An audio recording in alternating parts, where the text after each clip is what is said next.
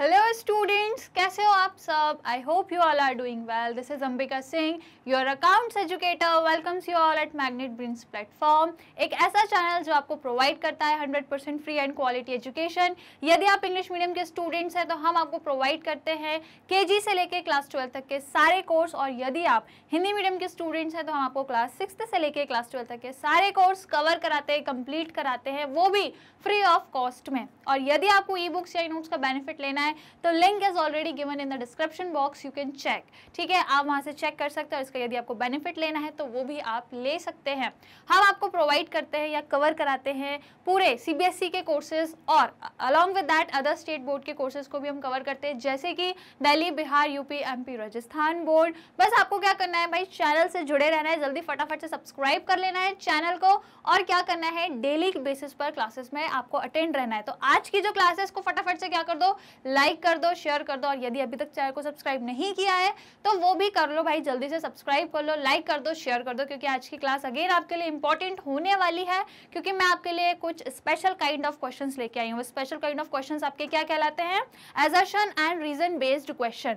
ठीक है, यहाँ पे स्टूडेंट्स बहुत कंफ्यूज होते हैं, मुझे पता है, क्योंकि ये जो क्वेश्चंस होते हैं ना स्टेटमेंट वाले होते हैं, और आपको स्टेटमेंट सभी सही भी लगते हैं और गलत भी लगते हैं, आप कंफ्यूज हो जाते हो, राइट. तो यहाँ आपको बताना रहता है असर्शन सही है कि नहीं, रीजन सही है कि नहीं, तो बहुत कंफ्यूजन होता है. तो भाई सब कंफ्यूजन आपका क्लियर हो जाएगा, क्योंकि मैं आपको ये क्वेश्चंस क्यों लेकर आई हूँ, ताकि आपको प्रैक्टिस रहे. जब तक प्रैक्टिस नहीं करोगे एग्जाम में कैसे क्वेश्चंस आपके सही होंगे? तो जितनी ज्यादा प्रैक्टिस मैं आपको यहाँ कराऊंगी, आप खुद अपने एंड से जितनी ज्यादा प्रैक्टिस करोगे उतना ज्यादा आपको बेनिफिशियल रहेगा. तो चलिए जल्दी से फटाफट, बिना 1 मिनट का भी टाइम गवाए, हम क्या कर देते हैं, आज की क्लास को स्टार्ट कर देते हैं. बट शर्त यही है, लाइक शेयर कर दो फटाक से, जितना ज्यादा हो सके भाई. वीडियो को लाइक कर लो, शेयर कर लो, और भाई सब्सक्राइब तो चैनल को करके रखना ही है आपको. ठीक है, क्योंकि भाई बहुत सारी इंपॉर्टेंट अपडेट्स और सारी चीजों के लिए चैनल से जुड़े रहना बहुत जरूरी है. ओके, तो चलिए आ जाइए, क्लास को स्टार्ट कर लेते हैं.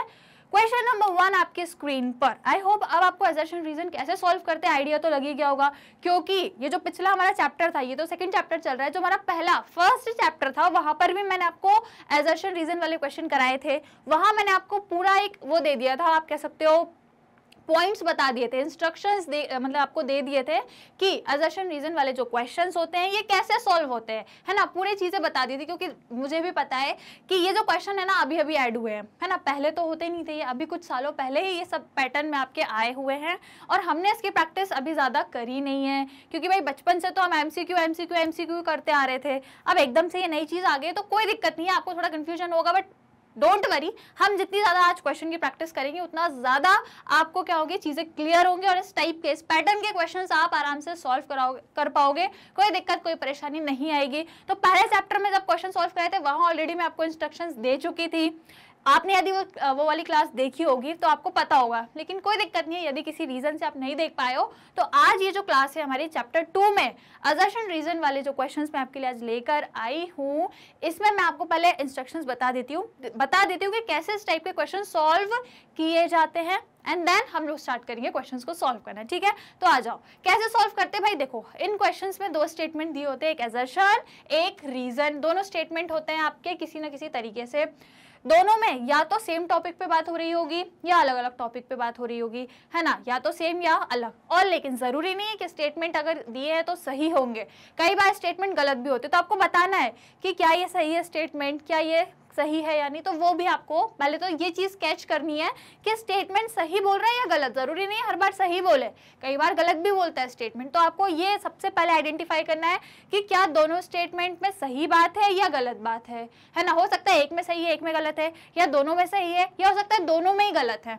कुछ भी पॉसिबल है यहाँ पे. ठीक है, कुछ भी हो सकता है भैया, है ना. तो ये हो गई पहली चीज, क्या देखना है कि स्टेटमेंट सही बोल रहा है कि गलत बोल रहा है. अब दूसरी चीज क्या देखनी होती है कि एक्सप्लेनेशन है कि नहीं. ये जो पहला स्टेटमेंट है इसका रीजन यहाँ पे डिस्क्राइब करके रखा है या नहीं रखा है, ये आपको दूसरी चीज पकड़नी होती है. तो वो कैसे पकड़ोगे, उसको पकड़ने के 2 तरीके होते हैं, बड़े अच्छे से समझ लो. 2 तरीके में से जो पहला तरीका होता है वो ये होता है कि यहाँ जिस टॉपिक पे बात हो रही है सेम वही टॉपिक पे बात यहाँ पे भी होनी चाहिए.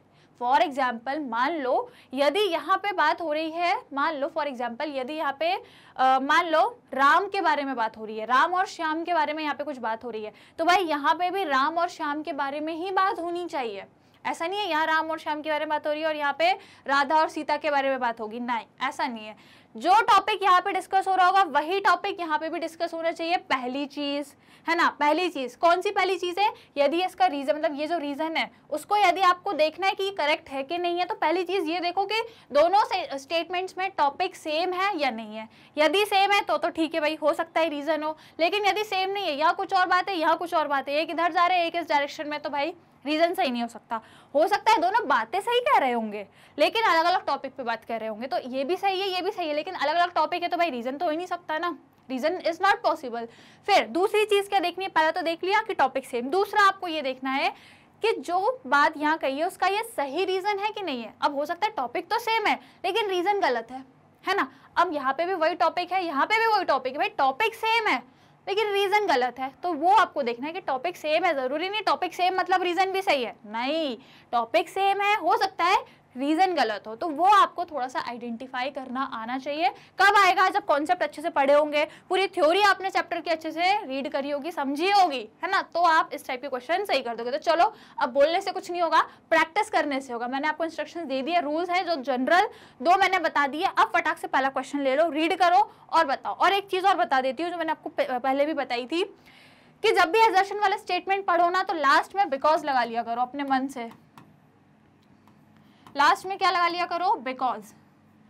इससे क्या होगा, समझ में आ जाएगा कि बिकॉज, क्योंकि देखो ये इसका रीजन है ना, ये इसका क्या है, रीजन है, तो रीजन देने से पहले हम बिकॉज लगाते हैं ना, इसने ऐसा किया क्योंकि ये ऐसा था, है ना, ऐसा ही होता है ना, तो यहाँ पे बिकॉज लगा लो। और बिकॉज लगाने के बाद यदि स्टेटमेंट जम रहा है तो इसके रीजन होने के थोड़े चांसेस बढ़ जाते हैं, और यदि बिकॉज लगाने के बाद स्टेटमेंट को जम ही नहीं रहा, कुछ वही नहीं हो रहा, बैठ ही नहीं रहा, फिट ही नहीं हो रहा, तो फिर इसके जो रीजन के करेक्ट होने के चांसेस कम हो जाते हैं। क्लियर, ये कुछ बेसिक जानकारी थी जो भाई मुझे आपको देनी थी, मैंने आपको दे दी। अब आ जाओ पहला क्वेश्चन रीड करो, आ जाओ क्या लिखा है देखो। Goodwill is N intangible asset. Goodwill क्या एक इनटैंजिबल असेट है जिसे ना छू सकते हैं ना देख सकते हैं, because of which an enterprise is likely to earn higher profit, जिसके कारण जो बिजनेस है उसको हाई प्रॉफिट होता है विदाउट पुटिंग एक्स्ट्रा एफर्ट। कोई एक्स्ट्रा एफर्ट यदि वो नहीं भी लगाते, लेकिन यदि उनकी गुडविल है, नाम है, फेम है, काफी रेपुटेशन है, तो उनको हाई प्रॉफिट के चांसेस बढ़ जाते हैं। पहला स्टेटमेंट कह रहा है, ठीक है, because goodwill is an intangible asset. ठीक है भाई, सेम बात आ गई, ये भी यही बोल रहा है, ये भी यही, टॉपिक सेम हो गया, दोनों स्टेटमेंट का सेम टॉपिक हो गया। ठीक है, as it exist but does not have a physical existence, क्योंकि गुडविल होती तो है, गुडविल का एग्जिस्टेंस है भाई, गुडविल होती है, लेकिन भाई कोई फिजिकल इसका एग्जिस्टेंस नहीं है। फिजिकली नहीं बोल सकते कि ये देखो ये गुडविल जा रही है, ये देखो ये जा रही है गुडविल, ऐसा कोई फिजिकल एग्जिस्टेंस नहीं है इसका। ठीक है, लेकिन ये फिर भी क्या होती है, एग्जिस्ट करती है। सेम बात आ गई, ये भी वही बोल रहा था, इसको और अच्छे से एक्सप्लेन करके ये वाला में आपने बोल दिया, तो मतलब ठीक है, लग रहा है कि इसका रीजन है। और आगे पढ़ो, अभी क्या लिखा है, also if a enterprise enjoy goodwill, यदि कोई इंटरप्राइज है जिसकी अच्छी खासी गुडविल है, it will have repeated customer, उसके भाई बार बार कस्टमर लौट लौट के आएंगे उसी की शॉप पर। यदि उसका नाम है, फेम है, तो आप बार बार जाओगे, उसी जगह जाओगे। Okay, and will also attract more customer, और ज्यादा से ज्यादा कस्टमर्स को और ज्यादा आप क्या करोगे, अट्रैक्ट करोगे, due to which sale will increase and thus the profit. भाई सेल बढ़ेगी, सेल बढ़ेगी तो जाहिर सी बात है बिजनेस का प्रॉफिट भी बढ़ेगा। ये रहा स्टेटमेंट। क्या लग रहा है, देखो भाई यहाँ पे भी इंटेंजिबल एसेट की बात करी थी, है ना, और प्रॉफिट अर्न होगा, यही बोला था ना कि हाई प्रॉफिट अर्न होगा, ये बात पहले स्टेटमेंट में कही थी। हमने बिकॉज लगा के इसको पढ़ा तो भाई स्टेटमेंट भी जम रहा है। और दूसरी चीज क्या, दोनों स्टेटमेंट में सेम टॉपिक पे बात है। तीसरी चीज क्या कि भाई ये भी सही बोल रहा है, ये भी सही बोल रहा है। ऐसा भी हो सकता था, ये भी इंटेंजिबल एसेट के बारे में बोल रहा है, गुडविल में आपको हाई प्रॉफिट होता है, और ये भी लेकिन यही बोलता, लेकिन गलत बात बोल देता। जैसे कि मान लो इसने इंटेंजिबल तो बोला, लेकिन यदि ये बोल देता कि आपको जो है सेल नहीं बढ़ेगी या प्रॉफिट नहीं बढ़ेगा, तो भाई भले बात सेम है लेकिन बात गलत बोल दी आपने रीजन में। ठीक है, लेकिन फिलहाल यहाँ ऐसा कुछ नहीं है। यहाँ पे क्या है कि जो बात यहाँ कही गई थी उसी को और अच्छे से एक्सप्लेन करके इन्होंने समझा दिया। तो भाई इसका क्या आंसर हो जाएगा, अब आप मुझे ये बताओ। इसको पढ़ लो, पढ़ लिया, समझ लिया, ऑप्शन दिखाऊं अब इसके, है ना। समझ आ गया सभी को। क्या बोला है कि भाई इंटेंजिबल एसेट है, ठीक है, इसको आपने अच्छे से एक्सप्लेन करा है यहाँ पे। और इन्होंने यहाँ पे क्या बोला है कि बिजनेस को हाई प्रॉफिट होता है, तो बिल्कुल यहाँ पे भी इन्होंने क्या बोला है कि भाई बार बार जब कस्टमर्स आएंगे, इसका रीजन हो गया ना, इन्होंने जैसे फॉर एग्जाम्पल बोला कि हाई प्रॉफिट होता है, तो क्यों होता है हाई प्रॉफिट, उसी का रीजन तो बोल रहे हैं ये लोग कि हाई प्रॉफिट क्यों होता है, क्योंकि आपके पास बार बार कस्टमर्स आएंगे और आपके नए कस्टमर्स भी आपके पास अट्रैक्ट होंगे, जिससे आपकी सेल बढ़ जाएगी। तो रीजन हो गया, रीजन हो गया, हाई प्रॉफिट का रीजन हो गया। तो क्या होगा, आप इसका आंसर बताओ। चलो मैं आपको ऑप्शन दिखा देती हूँ। ऑप्शन ये रहे, क्या दोनों ए और आर करेक्ट है, और आर उसका एक करेक्ट एक्सप्लेनेशन नहीं है, नॉट लिखा है, R is not the correct explanation of assertion. दूसरा कह रहा है दोनों सही हैं और उसका वो करेक्ट एक्सप्लेनेशन है, या फिर मतलब एजर्शन करेक्ट है, रीजन इनकरेक्ट है, या फिर एजर्शन और assertion and reason are incorrect. ठीक है, मतलब या तो एजर्शन करेक्ट है, रीजन इनकरेक्ट है, या फिर बोथ, दोनों ही इनकरेक्ट है। ये आपको 4 ऑप्शन देके रखे, बता दो। तो भाई सिंपल सा क्वेश्चन था, आई होप आपने अंदाजा लगा ही लिया होगा कि दोनों स्टेटमेंट बिल्कुल आपके पॉजिटिव देके रखे थे और रीजन भी बिल्कुल सही देके रखा है। तो इसका जो करेक्ट आंसर है वो कौन सा हो जाएगा, option number B. Option number B, मतलब दोनों ही स्टेटमेंट बिल्कुल सही थे और रीजन भी बिल्कुल करेक्ट देके रखा है, कोई दिक्कत कोई परेशानी वाली बात नहीं है। क्लियर, समझ गए, आ गया समझ में पक्का। चलो ऐसे धीरे धीरे प्रैक्टिस करेंगे तो आ जाएगा। चलो दूसरा क्वेश्चन लगा लेते हैं। चलो अब इसको रीड करो, क्वेश्चन नंबर 2। अब तरीका पता लग गया कैसे करना है, कैसे। अब थोड़ा सा फटाफट इसको हम लोग सॉल्व करेंगे। चलो पहला जो एजर्शन है या पहला जो स्टेटमेंट है वो कह रहा है self generated goodwill is recognised in the books of account और reconstitution of a firm because amount is charge between the gaining partners और पार्टनर्स एंड सेक्रीफाइसिंग पार्टनर और पार्टनर। भाई सेल्फ जनरेटेड गुडविल का क्या मतलब होता है, यदि ये नहीं पता तो फिर आप ये स्टेटमेंट को नहीं बता पाओगे कि सही है कि गलत है। सेल्फ जनरेटेड गुडविल मतलब जो बिजनेस ने खुद इज्जत कमाई है, खुद पहचान बनाई है, खुद उसने जो रेपुटेशन बनाई है, वो उसकी सेल्फ जनरेटेड गुडविल होती है। तो क्वेश्चन कह रहा है या स्टेटमेंट कह रहा है कि वो जो गुडविल है उसको आप बुक्स ऑफ अकाउंट्स में क्या लिखते हो, ये कह रहा है कि सेल्फ जनरेटेड गुडविल को आप बुक्स ऑफ अकाउंट्स में लिखते हो। ये पहला स्टेटमेंट बोल रहा है। बिकॉज क्यों लिखते हो, क्योंकि अमाउंट एक्सचेंज हो रहा होता है, गेनिंग पार्टनर में और सेक्रीफाइसिंग पार्टनर्स में अमाउंट एक्सचेंज हो रहा होता है। मतलब जो पार्टनर आ रहा है एडमिशन के टाइम वो गेनिंग पार्टनर है, या जो सेक्रीफाइसिंग पार्टनर है एडमिशन के टाइम जो हम चीज़ें, अभी ये वाला चैप्टर हालांकि हमने पढ़ा नहीं है, ये हमारा 3rd चैप्टर है जहाँ हम सेक्रीफाइसिंग और गेनिंग रेशियो को कैलकुलेट करना सीखेंगे। ठीक है, तो फिलहाल बस ये इतना बोल रहे कि जो भी पार्टनर्स हैं उनके बीच में अमाउंट एक्सचेंज होता है, इसलिए हम सेल्फ जनरेटेड गुडविल को बुक्स ऑफ अकाउंट्स में रिकॉर्ड करते हैं। पहला स्टेटमेंट आपसे बोल रहा है। ठीक है, स्टेटमेंट 2 आपसे बोल रहा है, रीजन बता रहा है कि अकॉर्डिंग टू अकाउंटिंग स्टैंडर्ड 26, ये हमने पढ़ा है। ठीक है, जब कॉन्सेप्ट पढ़ाया था तब मैंने आपको ये बताया था कि अकॉर्डिंग टू AS 26 जो इंटेंजिबल असेट होते हैं मतलब गुडविल, जो इंटेंजिबल असेट मतलब गुडविल होते हैं, या जो सेल्फ जनरेटेड गुडविल होती है, is not recognised in the books of accounts, उसे आप बुक्स ऑफ अकाउंट्स में रिकॉर्ड नहीं कर सकते because the value is not paid for it. क्योंकि भाई आपने इसके लिए कुछ खर्च थोड़ी ना किया है, जेब में से कुछ पैसा तो दिया नहीं, भाई आपने खुद ने इज्जत कमाई है, खुद ने वो रेपुटेशन कमाई है, इसके लिए आपने कोई पैसा खर्च नहीं किया, कोई इन्वेस्टमेंट नहीं किया, कहीं आपका कोई खर्चा नहीं हुआ, तो इसको आप रिकॉर्ड नहीं कर सकते। तो डियर स्टूडेंट्स, दोनों ही स्टेटमेंट में अपोजिट बात हो रही है। पहला स्टेटमेंट तो क्या बोल रहा है कि सेल्फ जनरेटेड गुडविल को बुक्स ऑफ अकाउंट्स में रिकॉर्ड करते हैं, दूसरा स्टेटमेंट बोल रहा है कि सेल्फ जनरेटेड गुडविल को नहीं करते हैं बुक्स ऑफ अकाउंट्स में रिकॉर्ड। तो भाई दोनों अपोजिट बात कर रहे हैं। तो जब दोनों, भले टॉपिक एक ही है, इसका भी सेल्फ जनरेटेड गुडविल है, इसका भी सेल्फ जनरेटेड गुडविल है, दोनों का टॉपिक एक ही है, लेकिन बात तो अपोजिट कर रहे हैं ना। ये बोल रहे हैं कि रिकॉर्ड करते हैं, ये बोल रहे हैं कि नहीं करते, बात अपोजिट है। ये मत सोचना कि टॉपिक एक ही है तो मतलब रीजन भी सही है, नहीं। अभी मैंने जब स्टार्टिंग में यही बताया ना कि भले टॉपिक सेम हो लेकिन जरूरी नहीं है कि रीजन भी सेम हो। क्यों? क्योंकि ये बोल रहा है कि करते हैं, ये बोल रहा है नहीं करते, तो भाई ये चीज तो तय हो गई, ये इसका रीजन कतई नहीं हो सकता, ये इसका रीजन नहीं हो सकता, क्योंकि दोनों एक इधर बोल रहे हैं एक इधर बोल रहे हैं, दोनों की दिशा अलग अलग है। ठीक है, तो ये इसका रीजन तो नहीं हो सकता किसी भी हाल में। पहली चीज तो क्लियर हो गई। अब बस ये बता दो सही क्या है, रिकॉर्ड करते हैं ये सही है या रिकॉर्ड नहीं करते ये सही है, दोनों में से कोई एक चीज सही होगी। तो बताओ, मैंने बताया क्या, मैंने आपको ये पढ़ाया कि सेल्फ जनरेटेड गुडविल को लिखते हैं बुक्स ऑफ अकाउंट्स में? नहीं भाई, नहीं लिखते। और क्यों नहीं लिखते? क्योंकि इसका रीजन भी देके रखा है आपको, रीजन में जो है स्टेटमेंट सही देके रखा है, क्योंकि हमें अकाउंटिंग स्टैंडर्ड 26 कहता है कि जो इंटेंजिबल असेट है जैसे कि गुडविल, कौन सी वाली, सेल्फ जनरेटेड गुडविल, इसको हम रिकॉर्ड नहीं करते, तो फिर कौन सी वाली को करते हैं ये बता दो। कमेंट्स में फटाक से लिख के बता दो कि कौन सी वाली गुडविल होती है जिसे हम अपने बुक्स ऑफ अकाउंट्स में रिकॉर्ड करते हैं, बता दो, बता दो कौन सी वाली को करते हैं।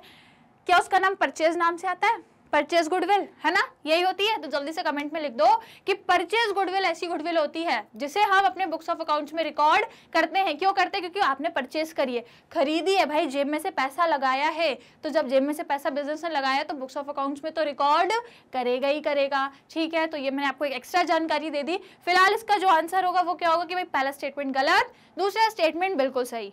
ठीक है, समझ गए। जरूरी नहीं है कि दोनों में यदि टॉपिक सेम है तो रीजन भी सेम होगा। टॉपिक सेम है लेकिन हो सकता है एक गलत है एक सही है, वही हुआ और इसमें भी। ठीक है, तो ऑप्शन वही आपको सेम, हमेशा हर क्वेश्चन में ना ऐसे ही क्वेश्चन दिए रहते हैं, मतलब ऑप्शन दिए रहते हैं। आपको बस क्या बताना है, दोनों क्या है, दोनों सही हैं और करेक्ट एक्सप्लेनेशन नहीं है, या फिर दोनों सही हैं और करेक्ट एक्सप्लेनेशन है, या फिर असर्शन और रीजन दोनों नॉट करेक्ट, मतलब दोनों गलत हैं, या फिर असर्शन गलत है, रीजन सही है। तो इसका भी मैंने क्या बताया, ऊपर वाला स्टेटमेंट गलत था, नीचे वाला सही था, मतलब option number D, assertion not correct, ऊपर वाला नहीं है, गलत है वो, तो वो नॉट करेक्ट है, लेकिन रीजन करेक्ट है, नीचे वाला स्टेटमेंट करेक्ट है। क्लियर, दिक्कत परेशानी समझ गए, पक्का ना। चलो अगला क्वेश्चन लगा लेते फटाफट से, क्वेश्चन नंबर 3। चलो इसको भी रीड करो फटाक से, इसके ऑप्शन तो नीचे ही देके रखे हैं। क्या कह रहा है question, goodwill is valued at the time of firm's reconstitution because gaining partner have to compensate the sacrificing partner for gaining partner share. ठीक है, ये कुछ आपका गेनिंग और सैक्रिफाइसिंग से रिलेटेड है, राइट। इसको थोड़ा सा रीड करो। और जो नेक्स्ट रीजन है दैट इज, रीजन मतलब दो अगला स्टेटमेंट है, वो कह रहा है goodwill is an intangible asset which is recognized in the books of account if an amount is paid for it। क्या कह रहा है कि गुडविल एक इंटेंजिबल असेट है, ठीक है, जैसे देख नहीं सकते, छू नहीं सकते, उसे हम बुक्स ऑफ अकाउंट्स में लिखते हैं, बुक्स ऑफ अकाउंट्स में रिकॉर्ड करते हैं जब हम इसके लिए अमाउंट पे करते हैं, जब हम इसके लिए पैसा पे करते हैं, मतलब परचेज गुडविल, है ना, अभी जस्ट बताया परचेज गुडविल, तो परचेज गुडविल तो बुक्स ऑफ अकाउंट्स में रिकॉर्ड होती है। तो भाई ये स्टेटमेंट तो बिल्कुल बिल्कुल क्या है, बिल्कुल सही है, बिल्कुल सही है। अब पहला वाला समझो, पहला वाला बोल रहा है कि गुडविल को हम कैलकुलेट करते हैं ना, गुडविल की हम वैल्यू निकालते हैं, कब निकालते हैं, जब फर्म में क्या हो रहा होता है, रिकॉन्स्टिट्यूशन, मतलब या तो कोई एडमिशन हो रहा है, कोई पार्टनर आ रहा है, या किसी का रिटायरमेंट हो रहा है, लाइक वाइज यदि कोई चीज़ें होती है तब हम रिकॉर्ड करते हैं। क्यों? क्योंकि जो गेनिंग पार्टनर है ना, जिसको क्या मिल रहा है, कुछ मिल रहा है, जो गेनिंग पार्टनर है वो क्या करता है, कंपनसेट करता है सैक्रिफाइसिंग पार्टनर को। क्योंकि जब मान लो एडमिशन के टाइम कोई पार्टनर आ रहा है ना, तो जो पार्टनर आ रहा है वो क्यों आ रहा है, जब वो आ रहा है तो उसको प्रॉफिट में कुछ ना कुछ तो शेयर मिलेगा, वो गेन करेगा, लेकिन उसकी वजह से जो ऑलरेडी पार्टनर्स हैं पहले से, उनका तो शेयर कम हो गया ना बेचारों का। भाई जहां मान लो 1 लाख रुपए पहले प्रॉफिट होता था, 2 पार्टनर थे, वो 50-50 बांट लेते थे, लेकिन अब एक नया पार्टनर आ रहा है, तो अब क्या होगा, उस 1 लाख में भाई ये जो नया आ रहा है ये भी तो कुछ शेयर लेगा, तो वो जो पहले 50-50 बांट रहे थे अब उनके 50 कम हो जाएंगे, है ना, दोनों के कम हो जाएंगे, क्योंकि अब एक तीसरा बंदा आ रहा है तो भाई उसको भी तो 1 लाख रुपए में से पैसे देना पड़ेगा, राइट। तो उनके जो पहले 50-50 हो रहे थे वो अब कम हो जाएंगे, है ना, तो वो क्या हो जाएंगे, सैक्रिफाइस, क्या हो जाएंगे, सैक्रिफाइसिंग पार्टनर कहलाने लगेंगे। ओल्ड पार्टनर जो है वो क्या हो जाएंगे, सैक्रिफाइस वाले पार्टनर हो जाएंगे। तो यहाँ पे बेसिकली यही आपको बोला है कि इस टाइम पे हम गुडविल कैलकुलेट करते हैं, क्योंकि क्या होता है, गेनिंग पार्टनर कंपनसेट करता है किसको, जो सैक्रिफाइसिंग पार्टनर्स होते हैं उनको। ठीक है, तो अब इसका जो करेक्ट आंसर है, अगेन वही 4 ऑप्शंस आपको देके रखे हैं, राइट। इसका जो करेक्ट आपका ऑप्शन हो जाएगा वो कौन सा हो जाएगा, असर्शन एंड रीजन दोनों क्या है, करेक्ट है, दोनों सही हैं, अपनी अपनी जगह दोनों सही हैं, लेकिन ये अलग टॉपिक पे बात कर रहा है और ये अलग टॉपिक पे बात कर रहा है ना, समझ रहे हो आप, दोनों का टॉपिक बहुत अलग है, जमीन आसमान का फर्क है। हालांकि बात भले गुडविल की है, बात गुडविल ही है, लेकिन ये इंटेंजिबल असेट और परचेज्ड गुडविल से रिलेटेड बात कर रहा है, और ये किससे रिलेटेड बात कर रहा है, ये बात कर रहा है कि जब वैल्यू हम गुडविल की निकालते हैं तो गेनिंग पार्टनर और सैक्रिफाइसिंग पार्टनर की बात कर रहा है ना। तो डियर स्टूडेंट्स, दोनों स्टेटमेंट बिल्कुल सही है, हाँ बिल्कुल ये भी सही है और ये भी सही है कि जब भी आप गुडविल निकालते हो तो क्या होता है, जो गेनिंग पार्टनर होता है वो किसको कंपनसेट करता है, सैक्रिफाइसिंग पार्टनर को कंपनसेट करता है ना। अभी जो मैंने बताया कि यदि 2 पार्टनर हैं, दोनों पहले 50-50 बांट रहे थे, 1 लाख रुपए फर्म का प्रॉफिट था, दोनों 50-50 बांट रहे थे, लेकिन अब एक तीसरा भी आ रहा है, तो अब तीनों में प्रॉफिट बटेगा, तो इन दोनों का जो शेयर है वो कम हो जाएगा, है ना। तो सेक्रीफाइसिंग पार्टनर को अब क्या करना पड़ेगा, ये जो आ रहा है पार्टनर इसको क्या करना पड़ेगा, कंपनसेट करना पड़ेगा। कैसे, ये जब आएगा तो गुडविल लेके आएगा, है ना, अपनी खुद की एक अलग पहचान लेकर आएगा बिजनेस में। तो जब ये पहचान, ये गुडविल लेके आएगा, तो ये जो पार्टनर थे जो पहले 50 कमा रहे थे, अब कम इनको मिल रहा है, अब कम प्रॉफिट मिल रहा है। तो उस तरीके से क्योंकि ये गुडविल लेके आएगा तो भाई फिर से बिजनेस को हाई प्रॉफिट होगा, तो इनका जो अमाउंट है जो कम हो रहा था वो वापस से कहीं ना कहीं क्या हो जाएगा, कंपनसेट हो जाएगा। ये जो चैप्टर है, ये जो कॉन्सेप्ट है बेसिकली आपको पूरा अगले चैप्टर में बताऊंगी, थर्ड जो चैप्टर रहेगा वहां पर हम ज्यादा अच्छे से पढ़ेंगे गेनिंग एंड सैक्रिफाइसिंग के बारे में, ठीक है। फिलहाल जो मैंने बताया उतना क्लियर है, तो ये भी सही है, ये भी सही है, देयरफॉर इसका जो करेक्ट आंसर है वो है ए वाला, दोनों स्टेटमेंट करेक्ट है, लेकिन रीजन नहीं बन सकते। क्यों? क्योंकि यहाँ अलग टॉपिक है, यहाँ अलग टॉपिक है, तो दो अलग अलग टॉपिक एक दूसरे के रीजन नहीं बन सकते, ठीक है। दोनों को रीजन कब बनना होता है, जब दोनों सेम टॉपिक पे बात हो। तो यहाँ सेम टॉपिक नहीं है, दोनों का अलग अलग टॉपिक है, इसलिए ये इसका रीजन नहीं है। क्लियर, कोई दिक्कत कोई परेशानी, समझ आ गया पक्का? चलो आ जाओ चौथे क्वेश्चन पे, लेकिन लाइक शेयर कर दो भाई फटाफट से, जल्दी से लाइक शेयर करना है, क्योंकि काफी इंपॉर्टेंट कॉन्सेप्ट आपके चल रहे हैं, काफी इंपॉर्टेंट चीजें मैं आपको पढ़ा रही हूँ, एजर्शन रीजन वाले क्वेश्चंस हम डिस्कस कर रहे हैं। तो भाई फटाक से लाइक शेयर की संख्या बढ़ा दो, जल्दी से लाइक करना है, शेयर करना है आज की क्लास को, जल्दी फटाफट करना है सभी को, लाइक एंड शेयर कर दिया। चौथा लगाऊं? ओके, चौथा क्वेश्चन आपकी स्क्रीन पे, इसे रीड करो, और अगेन आपके 4 ऑप्शन नीचे ही दे के रखे हैं, बिल्कुल यहीं के यहीं लगे हुए रखे हैं, आप पढ़ लो। स्टेटमेंट क्या कह रहा है, स्टेटमेंट देखो, goodwill is an intangible asset, ठीक है बिल्कुल सही है, and is recognised as an asset only when consideration is paid for it, बिल्कुल सही बात कह रहा है कि हम इसको तभी रिकॉग्नाइज करेंगे, तभी हम इसको बुक्स ऑफ अकाउंट्स में लिखेंगे जब हमने इसके लिए कुछ पे किया होगा, जेब से कुछ पैसा दिया होगा, that is purchase goodwill. Purchase goodwill ही होती है वो जिसमें हम पैसा लगाते हैं। तो बिल्कुल सही स्टेटमेंट है, बिल्कुल आंख बंद करके इसको सही मार्क कर दो। दूसरा है, रीजन क्या कह रहा है, because Accounting Standard 26 intangible asset prescribed to recognize goodwill as an asset only when consideration has been paid for it, ठीक है। यदि हम यहाँ पे because लगा के पढ़ते हैं, BECAUSE because, ठीक है, तो यदि हम बिकॉज लगा के पढ़े, क्यों ऐसा है, बिकॉज अकाउंटिंग स्टैंडर्ड कहता है कि इंटेंजिबल असेट्स हैं, जैसे कि गुडविल है एज अ असेट, उसे हम क्या करेंगे, जब भी रिकॉर्ड करेंगे जब उसके लिए कंसिडरेशन हमने पे किया होगा। तो भाई पहली चीज तो क्लियर है, दोनों में एक ही बात कह रहा है, दोनों में एक ही बात कह रहा है, और दोनों स्टेटमेंट अपनी अपनी जगह पे करेक्ट भी लग रहे हैं, है ना, दोनों स्टेटमेंट अपनी अपनी जगह पे करेक्ट भी लग रहे हैं। सो इसका आंसर क्या हो जाएगा कि बिल्कुल दोनों स्टेटमेंट करेक्ट है, और इसका ये करेक्ट एक्सप्लेनेशन भी है, करेक्ट रीजन भी दिया है, इसका क्या है, करेक्ट रीजन भी है, क्योंकि भाई जो बात यहाँ कही है उसको हमने यहाँ पे क्या कर दी, थोड़ी सी बढ़ा चढ़ा के बता दी। कैसे बढ़ा दी, क्या सबूत दिया भाई, ये दिया ना सबूत, ये हम नहीं कह रहे हैं, अकाउंटिंग स्टैंडर्ड 26 कह रहा है, तो ये रीजन हो गया ना, ठीक है। ये तो कहा आपने कि इंटेंजिबल एसेट है, हम इसको जब भी रिकॉर्ड करेंगे जब हम इसके लिए कुछ पे करेंगे, ये तो बिल्कुल ठीक कहा आपने, इसका रीजन भी दे दिया। क्यों? क्योंकि ऐसा अकाउंटिंग स्टैंडर्ड 26 में लिखा है कि इंटेंजिबल एसेट को तभी रिकॉर्ड करेंगे जब हमने इसके लिए कुछ पे किया होगा। तो भाई दोनों में एक ही बात है, और दोनों ने बिल्कुल सही बात करी है, रीजन भी बिल्कुल सही है, दैट इज वाई आपका जो आंसर है वो क्या है, असर्शन रीजन करेक्ट है, और ये इसका करेक्ट एक्सप्लेनेशन है, that is your B option is correct, ठीक है। समझ गए, कोई दिक्कत कोई परेशानी, इजी है ना। ऐसे धीरे धीरे प्रैक्टिस करोगे ना तो इस टाइप के क्वेश्चंस आने लगेंगे, टेंशन नहीं लेना बस, बिल्कुल ठीक है, प्रैक्टिस करते रहना है। चलो क्वेश्चन नंबर 5 आपके स्क्रीन पे, जल्दी से रीड करना है फटाफट से, और 4 ऑप्शन दिए हैं, आपको बताना है कौन सा सही है। चलो रीड कर लो फटाक से, फटाफट क्विकली जल्दी से रीड करो। क्या बोल रहा है, goodwill is shown in the books of accounts only when it is purchased. Goodwill को तभी हम बुक्स ऑफ अकाउंट्स में लिखते हैं जब हमने उसको खरीदा हो, बिल्कुल भाई, परचेज गुडविल ही होती है जैसे आप खरीदते हो, ठीक है। Self generated goodwill is not recorded in the books of accounts, खुद ने जो गुडविल कमाई है उसे हम रिकॉर्ड नहीं करते, भाई बिल्कुल सही स्टेटमेंट है, बार बार अभी मैं आपको यही समझा रही हूँ, बिल्कुल सही है।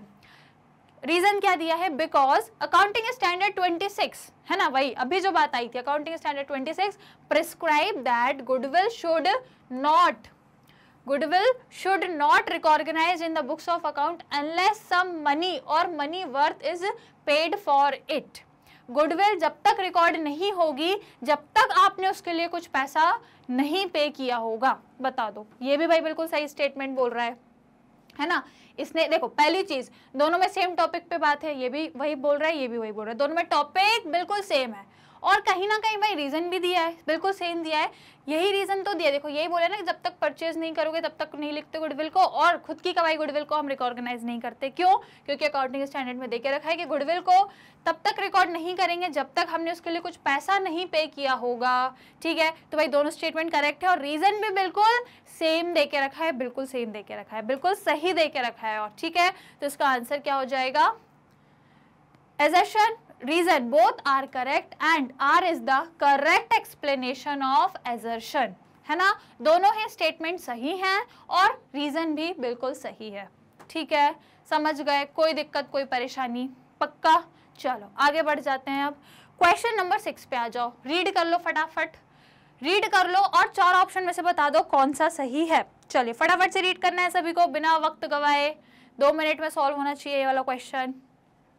चलो क्या बोल रहा है? assertion better quality of product service and after sale services good customer relation will lead to customer satisfaction which will increase the sale and profit। Wow, बड़ा ही पॉजिटिव स्टेटमेंट देके रखा है, बड़ा ही प्यारा स्टेटमेंट है, ये तो गलत हो ही नहीं सकता, बिल्कुल सही कह रहा है। क्या कह रहा है? देखो, अच्छी क्वालिटी का प्रोडक्ट या फिर कोई सर्विस, कुछ भी है प्रोडक्ट सर्विस जो भी अच्छी क्वालिटी की है, आफ्टर सेल सर्विस, हम कस्टमर को क्या चाहिए? आफ्टर सेल सर्विस तो चाहिए कि भाई यदि मैंने पेन खरीदा है, यदि कल को खराब भी हो जाए ना तो भाई इसे फ्री में सुधार के दे देना, है ना, कम से कम 1 साल तक की तो वारंटी दो।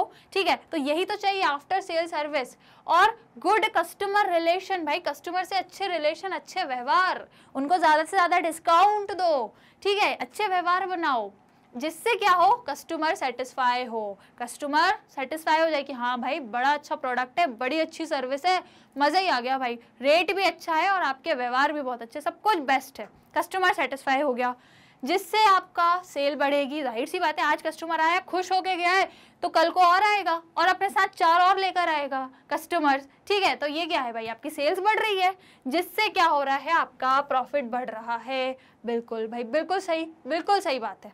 ठीक है, दूसरा स्टेटमेंट रीजन दिया है बिकॉज, क्योंकि higher profit will lead to higher value of goodwill, क्योंकि जब आपको हाई प्रॉफिट होता है तो क्या होती है? आपकी गुडविल भी बढ़ जाती है ऑफ द एंटरप्राइज। ठीक है, मतलब ये सब रीजन से आपको हाई प्रॉफिट हुआ, और हाई प्रॉफिट हुआ जस्ट बिकॉज आपकी हाई गुडविल हो गई।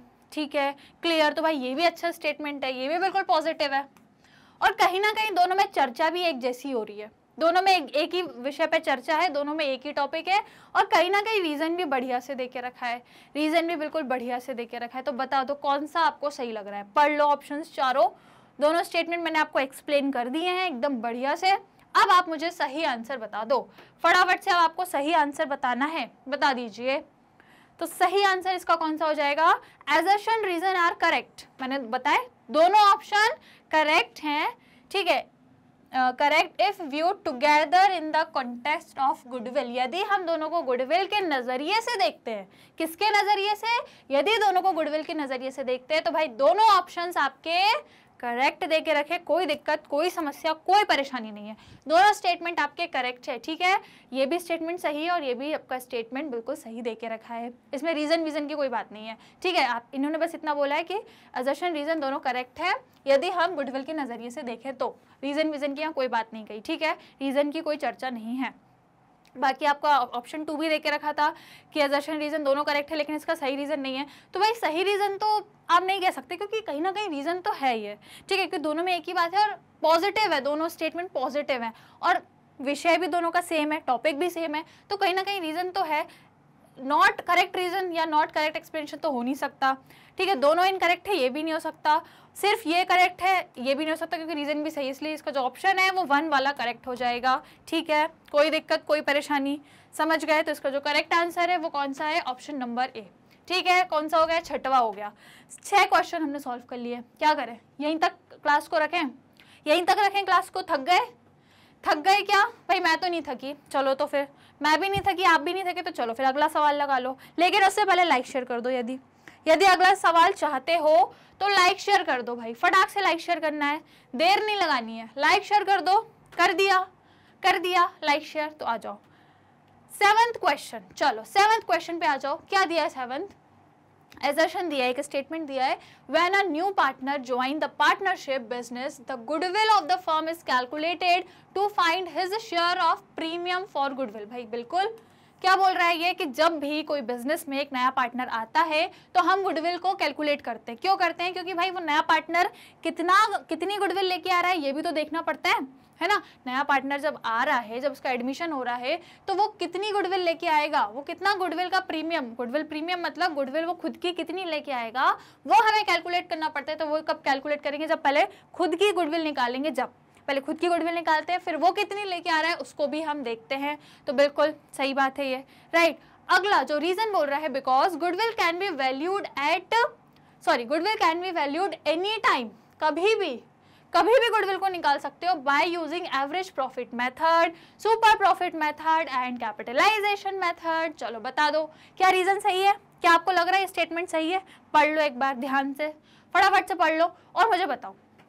देखो पहला तो सही है, पहला बिल्कुल सही है। क्यों सही है? क्योंकि जब भी कोई पार्टनर आ रहा है, किसी का एडमिशन हो रहा है, तो आप गुडविल निकालते हो क्या देखने के लिए कि सामने वाला जो पार्टनर आ रहा है वो कितना अमाउंट गुडविल का लेके आ रहा है। क्योंकि जब भी कोई पार्टनर आ रहा है भाई उसकी खुद की भी तो कोई रेपुटेशन है, खुद भी तो वो कुछ ना कुछ गुडविल ला रहा है, इसलिए हम उसकी भी गुडविल निकालते हैं। तो भाई एजर्शन सही है, लेकिन क्या रीजन सही है कि गुडविल को आप कभी भी निकाल सकते हो? किस मेथड से? या तो एवरेज प्रॉफिट से निकालो या सुपर प्रॉफिट, या तो सुपर प्रॉफिट या कैपिटलाइजेशन, 3 मेथड्स ही होती हैं।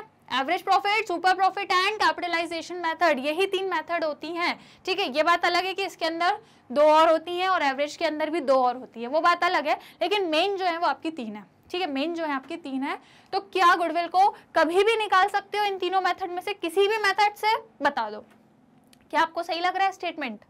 सही लग रहा है क्या आपको? क्या देखो पहला तो सही है, दूसरा बताओ दूसरा। और देखो पहली चीज क्या है, दोनों में लगभग सेम ही बात है कि यहाँ पे भी गुडविल को निकालने की बात हो रही है, कैलकुलेट करने की बात हो रही है, और यहाँ पे क्या बताया है, गुडविल को निकालने की मेथड्स बता दी हैं। तो बात तो सही है कि यहाँ पे भी गुडविल के कैलकुलेशन की बात हो रही है और यहाँ पे गुडविल को किन मेथड से कैलकुलेट करना है वही मेथड की बात हो रही है। ठीक है, तो भाई कहीं ना कहीं लग रहा है, लेकिन क्या ये आपको स्टेटमेंट सही लग रहा है? ये बताओ। बात दोनों में मतलब सेम टॉपिक पे है, लेकिन सेम टॉपिक पे जरूरी नहीं है, सेम टॉपिक पे है तो बिल्कुल सही होंगी दोनों बातें, है ना।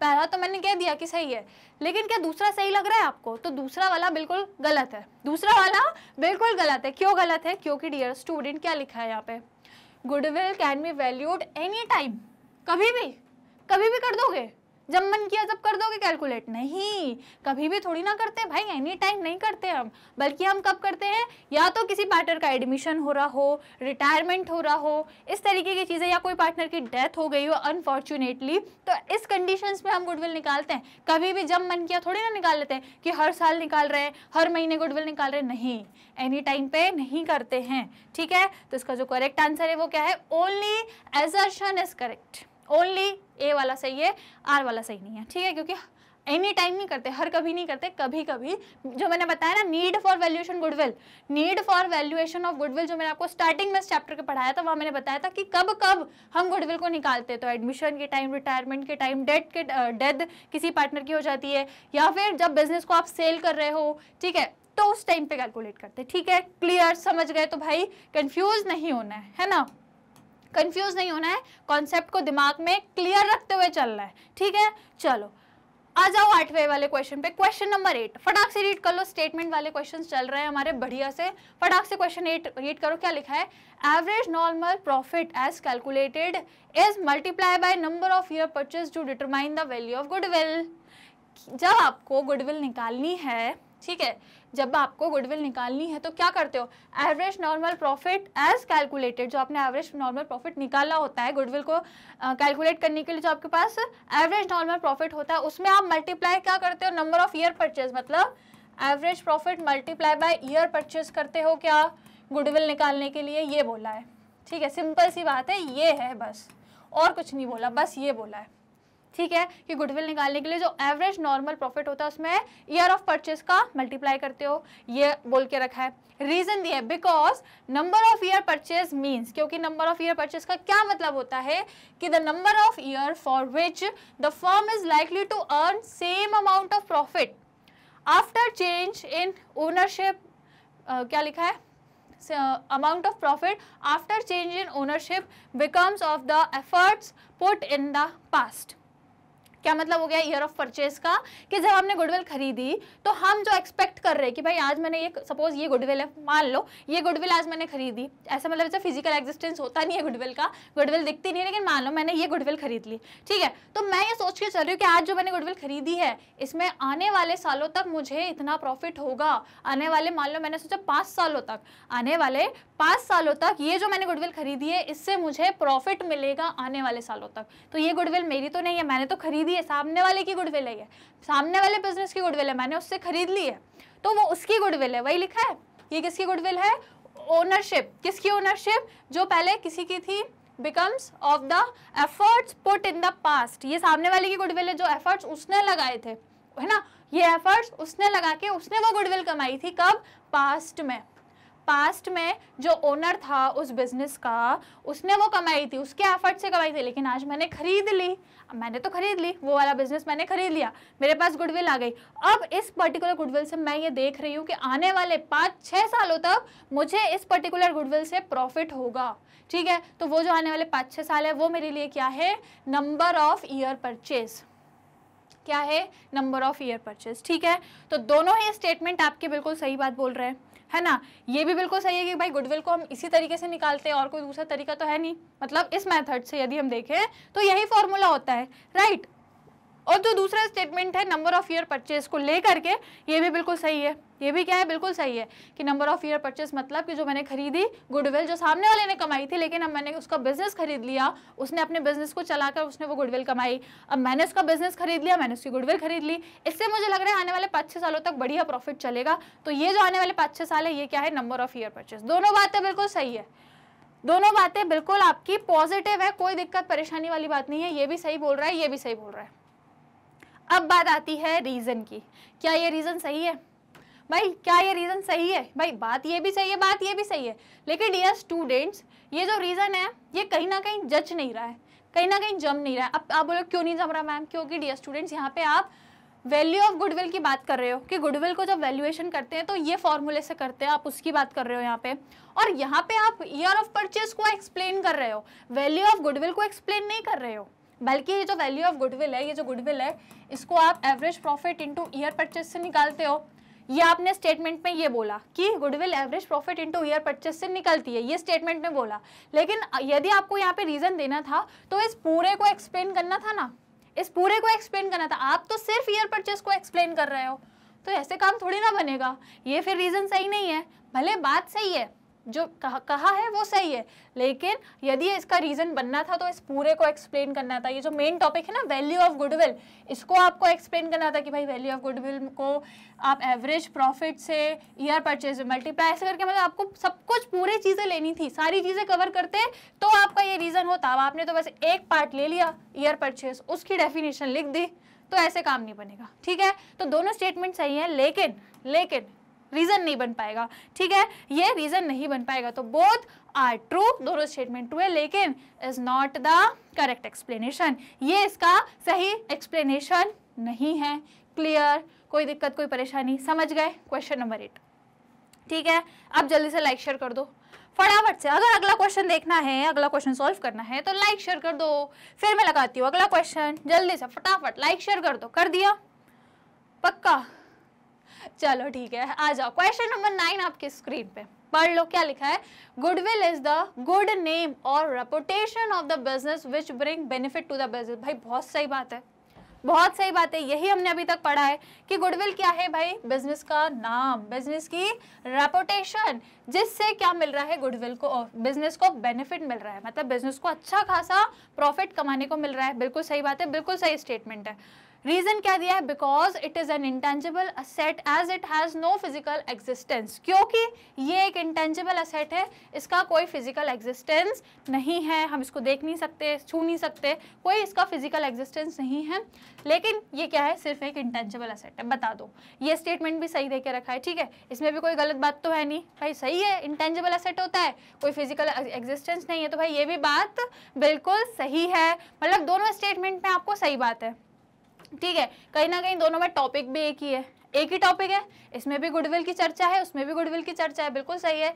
लेकिन क्या ये सही रीजन है? क्या आपको लग रहा है कि ये सही रीजन बता रहा है? बता दो, क्या आपको रीजन लग रहा है सही? बताओ, रीजन आपको बताना है। देखो दोनों स्टेटमेंट सही है, ये तो मुझे समझ आ गया, ठीक है, आपको भी समझ आ गया होगा, लेकिन क्या आपको लग रहा है इसका रीजन है? बताओ। चलो, तो इसका जो आंसर है वो क्या है? दोनों स्टेटमेंट ट्रू हैं, ए एंड आर दोनों ट्रू हैं, and R is the correct explanation. अब इसका क्या है? ये करेक्ट एक्सप्लेनेशन है। क्यों है? मैं इसका करेक्ट एक्सप्लेनेशन क्यों है ये?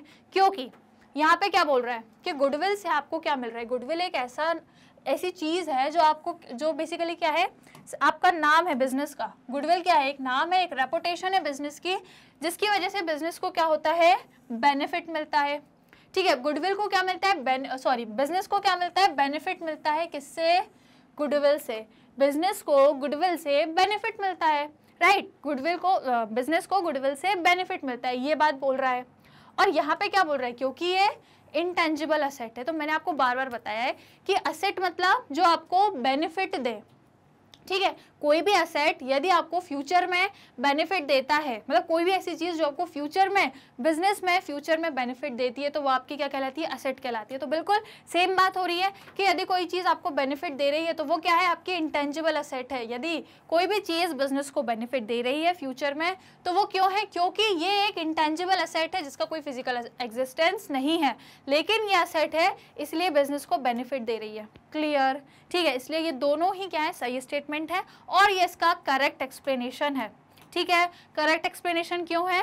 क्योंकि ये बिजनेस को यदि बेनिफिट दे रही है, ठीक है, इट मींस ये एक असेट है बिजनेस के लिए। कौन सा वाला असेट? इंटेंजिबल, जैसे हम देख नहीं सकते, छू नहीं सकते, सिर्फ आप कह सकते हो फील कर सकते हैं, राइट। तो ये बेनिफिट दे रही है, इसलिए एक असेट है, और वो भी कौन सा? Intangible asset. क्लियर, समझ गए? तो ये क्या है? हमारा बिल्कुल करेक्ट एक्सप्लेनेशन है, ठीक है। कोई दिक्कत, कोई परेशानी, राइट। करेक्ट एक्सप्लेनेशन क्यों है? क्योंकि कोई भी ऐसी चीज जो बिजनेस को बेनिफिट देती है वो क्या कहलाती है? बिजनेस का असेट कहलाती है, ठीक है। कोई भी चीज जो बिजनेस को बेनिफिट दे रही है फ्यूचर में, वो बिजनेस का असेट कहलाती है। Therefore this statement is correct and reason is also correct, ठीक है। समझ गए? तो चलो अब आ जाओ 10th वाले क्वेश्चन पे। चलो अब 10th वाला क्वेश्चन रीड कर लो फटाक से। ये भी आपका इजी है, गुडविल से ही रिलेटेड है, क्योंकि भाई चैप्टर ही गुडविल का है, तो क्वेश्चन तो गुडविल से रिलेटेड रहेगा ही। फटाफट से रीड करना है आपको, और मुझे बता देना है कौन सा आंसर आपका सही होने वाला है। चलो रीड कर लो फटाफट, रीड द क्वेश्चन। चलो मैं भी कर लेती हूँ। एजर्शन क्या दिया है? Both purchase and self goodwill are accounted in the books of accounts. वाह वाह वाह वाह वाह, कितनी बढ़िया बात है। एकदम गलत बात, और है ना, एकदम गलत बात। भाई दोनों गुडविल को बुक्स ऑफ अकाउंट्स में रिकॉर्ड नहीं करते माय डियर, है ना। अभी बता चुकी हूँ मैं आपको, तो ये स्टेटमेंट तो आपने फट से पकड़ लिया होगा कि ये तो गलत है, ठीक है। सिर्फ परचेज गुडविल को रिकॉर्ड किया जाता है बुक्स ऑफ अकाउंट्स में, सेल्फ जनरेटेड गुडविल को रिकॉर्ड नहीं किया जाता, ठीक है। सेल्फ जनरेटेड गुडविल को रिकॉर्ड हम नहीं करते, ठीक है। ये कौन सी गुडविल है? सेल्फ जनरेटेड, इसको हम रिकॉर्ड नहीं करते, ठीक है। तो ये स्टेटमेंट तो भाई गलत हो गया, ठीक है, क्योंकि यहाँ पे क्या हो रहा है? दोनों, both purchase and self generated goodwills are recorded in the books of accounts. नहीं भाई, सिर्फ परचेज, ऐसी गलती मत कर देना। अब रीजन दिया है बिकॉज, क्योंकि according to AS 26 only purchase goodwill is accounted in the books of accounts. बिल्कुल, सिर्फ परचेज गुडविल को हम बुक्स ऑफ अकाउंट्स में रिकॉर्ड करते हैं। सेल्फ जनरेटेड गुडविल, ठीक है, जो हमारी सेल्फ जनरेटेड गुडविल होती है, is not accounted in the books of account. इसको हम हमारी बुक्स ऑफ अकाउंट्स में रिकॉर्ड नहीं करते। तो भाई बिल्कुल सही बात है, ये तो बिल्कुल सही, बिल्कुल तगड़ा स्टेटमेंट देके रखा है कि परचेज गुडविल को तो हम बुक्स ऑफ अकाउंट्स में रिकॉर्ड करते हैं, लेकिन सेल्फ जनरेटेड गुडविल को हम नहीं रिकॉर्ड करते। तो ये बिल्कुल सही स्टेटमेंट है, ठीक है। पहला वाला गलत, दूसरा वाला सही, समझ गए। अब देखो एक चीज ध्यान रखना कि कई बार ना क्वेश्चन में आपसे यहाँ पे अकॉर्डिंग टू अकाउंटिंग स्टैंडर्ड 26 की जगह कभी 29 लिख देंगे, या कभी 28 लिख देंगे, या ऐसा भी कोई डिजिट लिख देंगे या जहाँ जो मतलब आपको 26 से कंफ्यूज कर देगी, है ना। कई बार या तो 29 या फिर 23 ऐसे करके आपको क्या करेंगे? डिजिट इधर उधर कर देंगे। तो कंफ्यूज मत होना, स्टेटमेंट पूरा सही देके रखेंगे, पूरा स्टेटमेंट सही रहेगा, इसमें एक इतनी सी भी गलती नहीं दिखेगी। आप, क्योंकि आपका फोकस सबसे ज्यादा कहाँ रहता है? स्टेटमेंट पर रहता है, आपका ज्यादा फोकस स्टेटमेंट पे रहता है। आप ये नंबर वंबर इग्नोर कर करते हो ज़्यादातर, नंबर इग्नोर मत करना। कई बार पूरा स्टेटमेंट तो आपको सही दे के रखेंगे, आपको लगेगा कि हाँ भाई स्टेटमेंट बिल्कुल सही है, लेकिन थोड़ा ध्यान यहाँ भी दे देना। यहाँ तो सही दिया है, फिलहाल इस क्वेश्चन में तो सही दिया है, लेकिन कई बार क्वेश्चन में सपोज AS 29 दे देंगे और आप उसको बिल्कुल ध्यान ही नहीं दोगे, पूरा स्टेटमेंट पढ़ दोगे और कह दोगे कि हाँ भाई सही है, हाँ भाई सही है, लेकिन सही क्यों है भैया? AS 26 के अकॉर्डिंग थोड़ी ना है, वो तो 29 के अकॉर्डिंग थोड़ी ना है, वो तो 26 के अकॉर्डिंग है, ठीक है। तो इस तरीके से छोटी मोटी चीज़ों पे ध्यान रखना है ना। इस तरीके से क्या होता है, स्टेटमेंट आपके अच्छे स्टेटमेंट भी आपके गलत हो जाते हैं, राइट। तो सभी चीज़ों को फोकस करके रख के चलना, तो आपके इस तरीके के क्वेश्चन कभी भी गलत नहीं होंगे, ठीक है। तो इसका आंसर क्या हो जाएगा? इसका जो आंसर हो जाएगा वो हो जाएगा कि जो पहला स्टेटमेंट है वो फॉल्स है, लेकिन दूसरा वाला बिल्कुल सही है, ठीक है। क्लियर, समझ आ गया, मजा आया क्वेश्चन सॉल्व करने में। ऐसे ही आज हमने बहुत प्रैक्टिस कर लिया, आई थिंक इतनी रखते हैं आज की क्लास को, ठीक है। बहुत सी चीजें प्रैक्टिस हो चुकी है, बहुत सारे क्वेश्चंस आज हमने असर्शन रीजन से रिलेटेड कर लिए हैं। अभी और क्वेश्चन की प्रैक्टिस जारी रहेगी डेली क्लासेस में। अभी हम बहुत सारे मोस्ट इंपॉर्टेंट क्वेश्चंस भी करेंगे, अभी काफी कुछ करना बाकी है, चैप्टर में अभी बहुत कुछ बाकी है, बहुत सारे क्वेश्चंस करने बाकी हैं। तो बस डेली क्लासेस में जुड़ते रहना, इसी टाइम पे इसी क्लास में डेली आपको आना है, यहीं पर भाई हमारे मैग्नेट ब्रेन्स चैनल पर, ठीक है। डेली क्लासेस में आना है इसी टाइम पर। एक ऐसा चैनल है भाई मैग्नेट ब्रेन्स जो आपको क्या प्रोवाइड करता है, 100% फ्री एंड क्वालिटी एजुकेशन। यदि आप इंग्लिश मीडियम के स्टूडेंट्स हैं तो हम आपको कोर्स प्रोवाइड करते हैं KG से लेके क्लास 12 तक के बिल्कुल फ्री ऑफ कॉस्ट में, और यदि आप हिंदी मीडियम के स्टूडेंट्स हो तो क्लास 6 से लेके क्लास 12 तक के सारे कोर्स आपको हम प्रोवाइड करते हैं फ्री ऑफ कॉस्ट में। अब देखो भाई CBSE बोर्ड को तो कवर करते ही हैं, अलॉन्ग विद दैट हम आपको Delhi board, Bihar, UP, MP, Rajasthan board के कोर्सेज भी प्रोवाइड करते हैं, वो भी फ्री ऑफ कॉस्ट में। भाई कोई फीस, कोई सब्सक्रिप्शन, कोई चार्ज आपसे नहीं लिया जाता। इसके अलावा वैदिक मैथ्स और स्पोकन इंग्लिश और क्रैश कोर्स भी हम आपको प्रोवाइड करते हैं फ्री ऑफ कॉस्ट में, सब कुछ भाई फ्री ऑफ कॉस्ट में, ठीक है, ओके। और यदि आपको ई बुक्स या ई नोट्स का बेनिफिट लेना है तो लिंक आपको डिस्क्रिप्शन में गिवन है, आप वहां जाके देख सकते हैं। कोर्स कहाँ से देखें, तो भाई 3 ऑप्शन है आपको कोर्स देखने के लिए।